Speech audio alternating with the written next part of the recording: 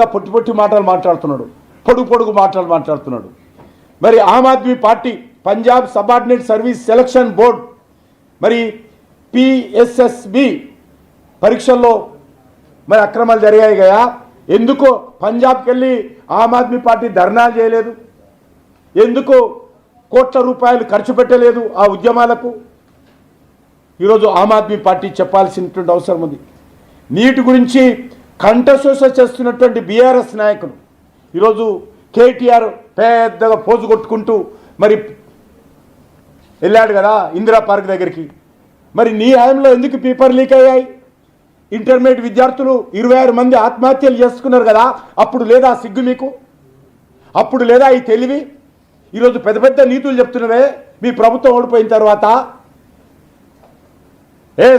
ఎప్పుడు ఏ paper leak అయినా కూడా అది అన్యాయమే, నేను ఇప్పుడు కూడా ఒప్పుకుంటున్నాను. మా ప్రభుత్వంలో పేపర్ లీక్ అయింది, తప్పు జరిగింది, పరీక్షలు రద్దు చేశాం, సమర్థవంతంగా నిర్వహించాం, చట్టంలో మార్పులు తీసుకొచ్చేటువంటి ప్రయత్నం చేశాం, మరింతగా తీసుకురావడానికి సిద్ధంగా ఉన్నాం.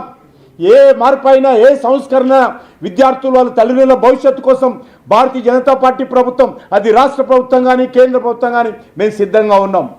ఏ మార్పులు కావాలో చెప్పు. ఈరోజు పార్లమెంట్లో చర్చిద్దాం రద్దంటే ధైర్యం లేదు మీకు. ఏమంటున్నారు? ముందు రాజీనామా చేయండి. చర్చలలో చెప్పదే విషయం. మీ డిమాండ్లు అంగీకరించకపోతే అప్పుడు ధర్నా చేయి. ముందు చర్చకు సరా. ప్రజాస్వామ్య వ్యవస్థలో ఇంతకంటే దిగజారినటువంటి రాజకీయాలు ఎప్పుడు ఉండవు. నీటి పరీక్షలో పొరపాటు జరిగింది, దాని మీద పార్లమెంట్లో చర్చకు పెట్టాము. చర్చకు రా, మాట్లాడు, చర్చలో రాజీనామా చేయమని డిమాండ్ చేయి, తప్పులేదు. నీ ఫండమెంటల్ రైటు నువ్వు అడగడానికి. గతంలో అన్ని సిగ్గిర్చి మర్చిపోయి, నీ హయాంలో అన్నీ మర్చిపోయి డిమాండ్ చేయి, తప్పులేదు. నీ అధికారం ఉన్నప్పుడు మీరు ఏమీ చేయలేకపోయారు. మేము అధికారంలో పత్రికలు లీక్ అయ్యాయి, మేము అధికారంలో పరీక్షల్లో పేపర్లు లీక్ అయ్యాయి, మాకు సిగ్గు లేదు, మీరు మంచోళ్ళు కాబట్టి మీరు రాజీనామా చేయాలి, నువ్వు అడుగు, తప్పులేదు. కానీ ఎప్పుడు అడగాల?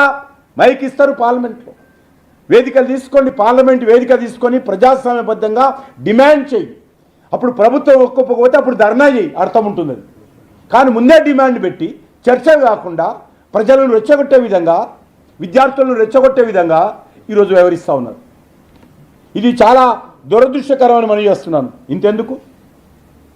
Telangana Public Service Commission KTR ముందు జవాబు చెప్పాలా. తెలంగాణ పబ్లిక్ సర్వీస్ కమిషన్ పేపర్లు ఎన్నిసార్లు లీక్ అయినాయి కేటీఆర్? అప్పుడు నువ్వు మంత్రివి కదా, మీ పార్టీ అధికారంలో ఉంది కదా, అది మర్చిపోయావా? విద్యార్థులు 26 మంది చనిపోతే మర్చిపోయావా? ఈరోజు ఏ మొక్కం పెట్టుకొని ధర్నాలకు వస్తున్నావు, పెద్ద పెద్ద నీతులు చెప్తున్నావు మాకు.